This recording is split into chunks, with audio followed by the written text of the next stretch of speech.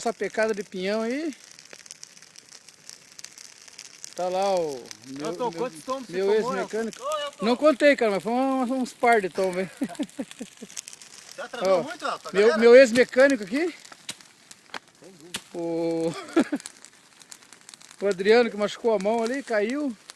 O nosso assador de pinhão que ele gosta na mão. O pauzão. Ele gosta de pau, né? Gosta. Esse aqui, ó, o próprio original. Tá filmando. Qual tombinho mais macio que você tomou? Todos, cara. Delícia. Foi todo legalzinho, né? Todos, não dá pra... Fala alguma coisa aqui, ó, de mim. Esse é o bico doce. Bico doce, o mais conhecido como cadinho. Meu professor, o Cadinho. Diga que não parece igual cadinho no cara das oito. Ó. Parece em tudo, hein? Só não é rico, né? É. Mas o cadinho também não tem uma serré. Não ficou bom, Adriano. Falei que o fogo não tava bom? Bota mais. Não ficou bom.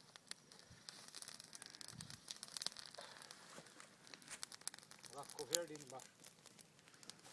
Ah, tomar ali, então. Bota fogo nessa porra aí, cara.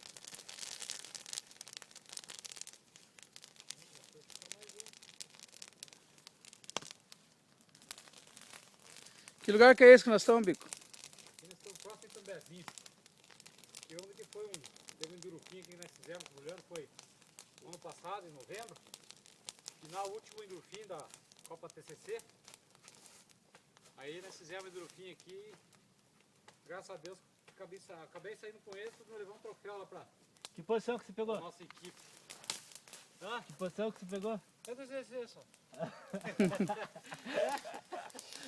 Não é a posição que ele pegou, a posição que pegaram ele. Ui! Não me fale! Aí, ó. Tá bom, agora vai. Meu mecânico hoje não tá me ajudando, hein? Ó, nós correndo atrás de pinhão, olha aqui, ó. Não, é aqui, ó.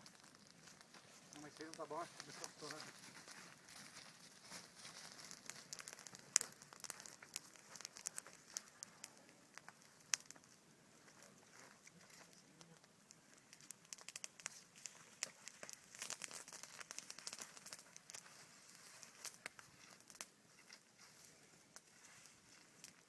Vai demorar muito esse pinhão aí ou não?